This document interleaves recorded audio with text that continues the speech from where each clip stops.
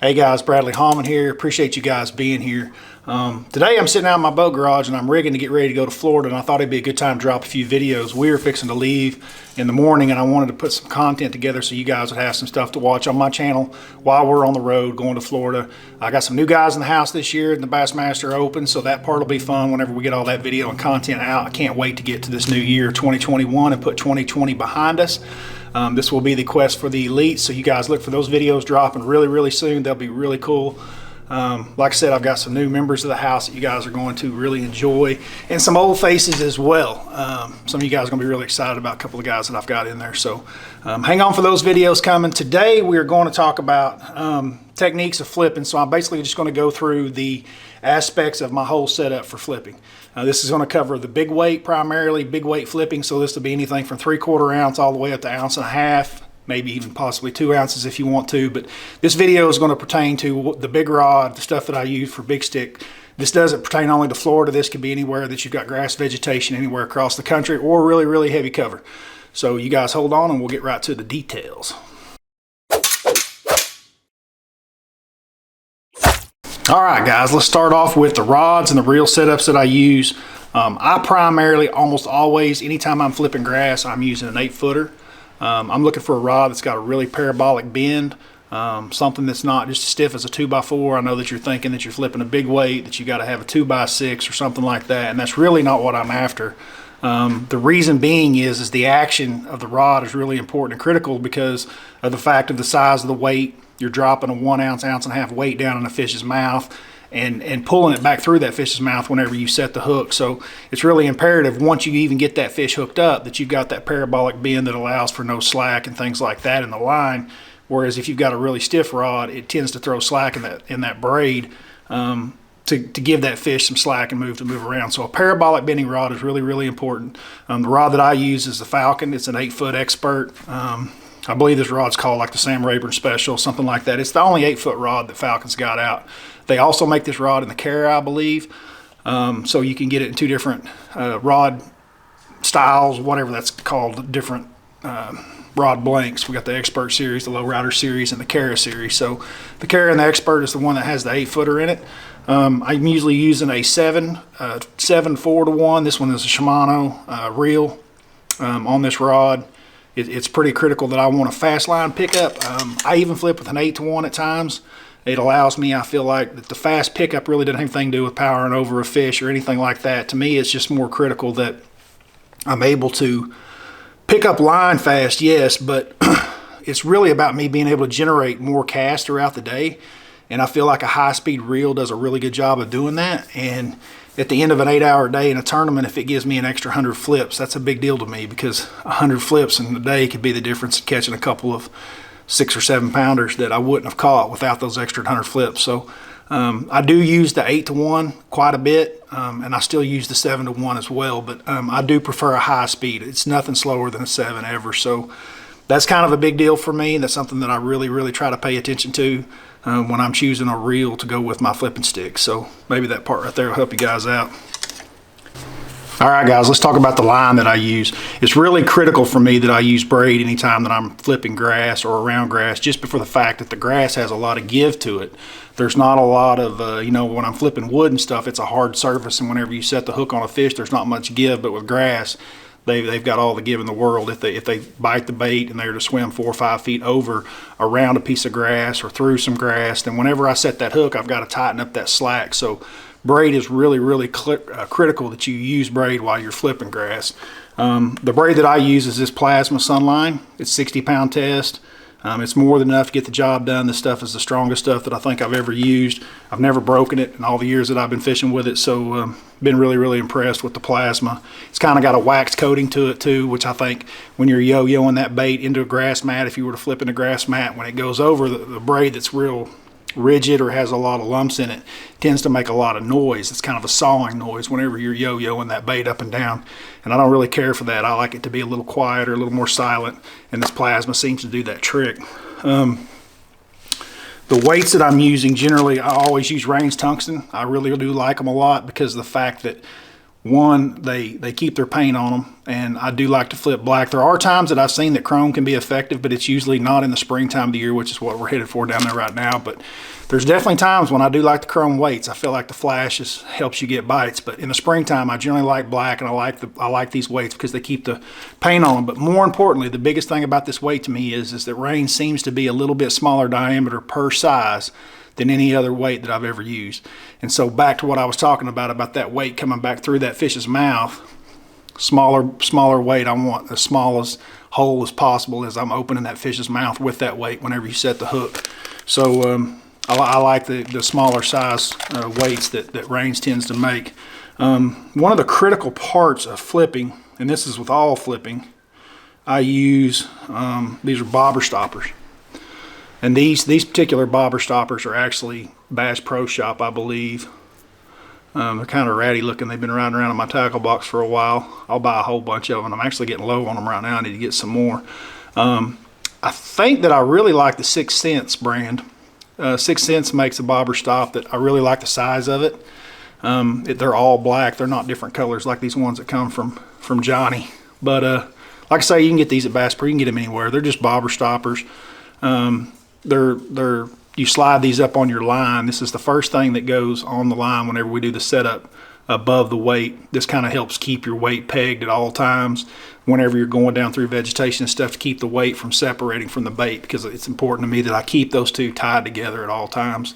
At the other end of my line is a 4/0 or a 5/0, sometimes a 3/0. So anywhere from 3 to 5, but generally speaking, I'd say 80% of the time I'm flipping a 4/0 straight shank Gamakatsu Superline hook. I feel like that it is, without a shadow of a doubt, the best flipping hook that I've ever used. It's got welded eyes on it so that the line can't go through the line tie. Some hooks that don't have welded line ties with any kind of braid, not just flipping, through the years have found that they have a tendency for the line to slip out through that gap between where the hook is rounded and has that gap between it and the shaft, and it generally happens on the hook set. And there is nothing more aggravating than flipping for an hour and a half and finally getting a bite and setting the hook and getting nothing back but you're not. And when that happens, you know that that's exactly what happened. It went right through that, it turned and went right through that, and I have no idea how in the world it gets through that little bitty centimeter, but it does. So it's important that I have a welded eye on my flipping sticks, and quite frankly, any type of hook I'm throwing on braid, whether I'm flipping or casting or whatever I'm doing, it's important to me that I have that welded eye. So that's something you guys look for on your flipping hooks. Make sure you got that welded eye, and that in itself will help you catch more fish. All right, the bobber stopper. I'm gonna turn this camera down so you guys can see this. I'm just gonna try to put it right underneath my hand. A lot of guys have a hard time putting this on sometimes the very first time. I know one of my really good friends here in Oklahoma, Wayne Diffie, who quite frankly is honestly kind of a legend in himself here in Oklahoma. Many years ago, I was flipping with these bobber stoppers, and he didn't know what they were. And so I gave him some before a tournament, and he came in that day and he was like, "What are you using, like 10-pound test line?" I was like, "No." And for the life of him, he couldn't figure out how I was putting this thing on. So if you look at it really close, it's a piece of wire, and it's got a hole at the end of it. 2 pieces of wire, it's a loop. And you run your line through that loop, just like that. So my lines run through that loop. You double over the line, you reach up here and you grab the stopper and you pull it down, and you're going to pull it all the way past the tag end until it breaks loose. And then you can pull your bobber stopper off and put this back in the tackle box, and then you've got your bobber stopper on your line. The next thing I'm going to do is I'm going to take this range tungsten. This is an 1.25 ounces. It's actually a 1.2, but this is an 1.25 ounces weight for flipping. And as you can see, it's pretty good size. I mean, that's a big weight. It really is. And we're using this to punch through heavy cover where it's like a mat, and what a mat is just like a floating dock or something like that, but it's made of vegetation and it's hollow underneath. So I'm going to slide this line on here next, and then it's totally up to you. There are times that I like to use punch skirts, and there are times that I do not use punch skirts. So let me get this tackle box right here, and I'll show you what a punch skirt is.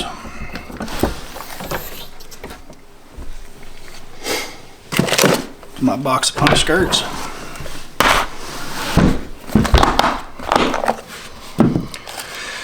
These are punch skirts, and they come from all different shapes and sizes. The ones that I like, I think these are made by Gambler. They have a plastic centerpiece to them. Some of them have aluminum pieces to them, and I don't care for those as much. If you'll notice, this has an aluminum insert inside of it, and I don't care for those as much. I feel like that's more abrasive on your line going up and down throughout the day, and I don't care for them as much. This is the style that I like. It's plastic. It seems to work well. Some of them are even bigger than that. They're like metal collars, and I really don't care for those very much at all. I've got so many in here and so many different kinds. I've even got some old, those are Bub Tosches. These were paycheck baits back in the day. I've got lots of different punch skirts and lots of different colors. And like I say, sometimes I use them and sometimes I don't. Let's use one in here for this video. So when you're using a punch skirt, it's going to be the same thing. It'll go on after your weight. Like I say, it's got a little hole in it right there. We're just going to go right through that hole and hang that punch skirt above our hook on our line, just like that. And then we'll tie our hook. We'll tie the snail knot on the hook and show you guys what that looks like. All right, guys, this is going to be my hook. This is a 4/0 Gamakatsu heavy cover wire hook. It's just a straight shank hook with a keeper on it. These are some of the old school ones here I just found in my boat. Hadn't seen these in a while. They've changed the keeper on this and it doesn't look just like this anymore, but as you can see, it's got a little keeper at the top of the hook right here, a little place for your bait to sit. It's got a nice wide gap right here, but it's a straight shank hook with the welded eye. Can you see that welded eye? Let me turn that there to where you can see it. There's no gap between the shaft and the hook. And that's the most important thing to me. That's imperative that fits like that.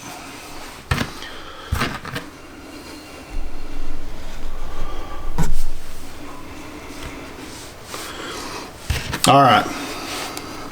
Now, I tie a snail knot to this. And I'll show you why, but it's important to me that you go through the front of the hook on this side. You go through the hook on this side. I come down the shaft and I just double it over. Just like that, and then I'm just going to wrap about 6 times, 5 or 6. I like to say 5 for 5-pounders and 6 for 6-pounders. I get a bunch of wraps and I put my line there, and then you've got this loop right here. I'm going to run my line back through that loop, and then I'm going to hold that down on the shaft and pull on this other line, and it's going to pull that loop back up through there. And that's it. It's as simple as that. That's my snail. I'm sure there's other snails out there, but that one is the one that works for me. So, need a sharp pair of scissors whenever you're cutting braid. Leave that tag in a little long just for a little slippage if it happens to happen. You know, maybe 1/4 inch or 3/8 of an inch of braid hanging out there. And I'll show you the reason we like that snail on this hook set. That hook is going to point up every single time. See how that hook stands out? If you tie it backwards and you go through the line backwards, it's going to make the hook jump the other way. I really like this hook. I like this knot. I've had a lot of success with it. The bite hookup ratio seems to be the best that I've had. I've been using this system for a long time, and it works for me. It's pretty simple. All right, the bait that we're going to put on here for me is going to be a BFE starting out. It's my bait. I designed it for big bite. For you guys that aren't aware, this bait is the best flipper ever. I'm sure most of you guys watching this channel have seen it before.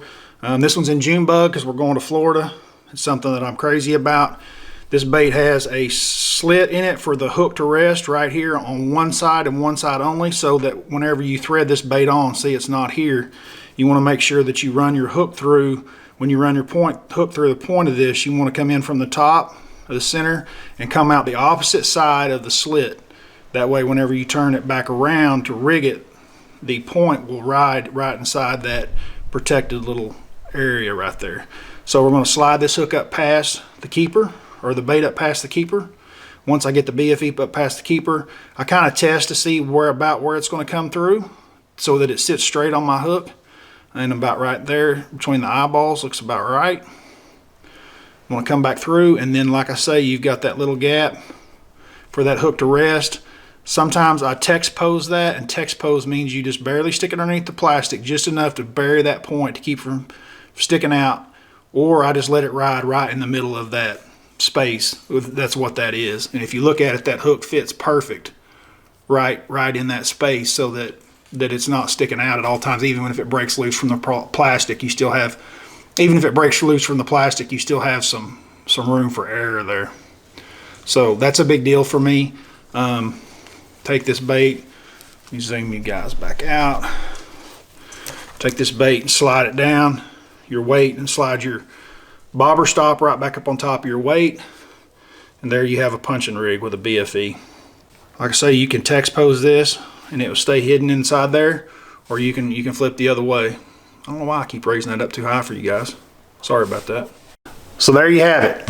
My punching rig, which I believe I've done a couple of videos before on this. If you guys have more questions or you weren't able to see the snail knot very well, I have some other videos that I made in the past that are on my channel here. You can find them, how to tie the snail knot. I've got other knots as well, other knot videos. But for the most part, that's it. It's that simple, guys. That's pretty much the simple laydown. Doesn't have to be the BFE. You can put any plastic you want on a punch bait. The idea, generally speaking, behind a punch bait is just something that's smaller, compact, and will go through tight places easily to reach the bottom of the lake. So that's really all you're looking for. In the springtime, I like baits that have very little action, like the BFE, that's very subtle.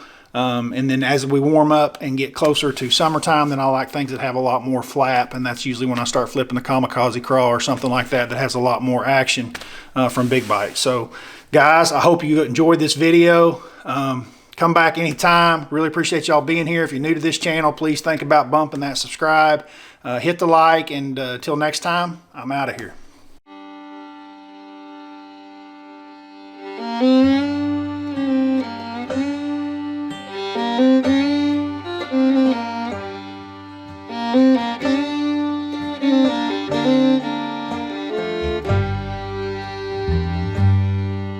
Thank you.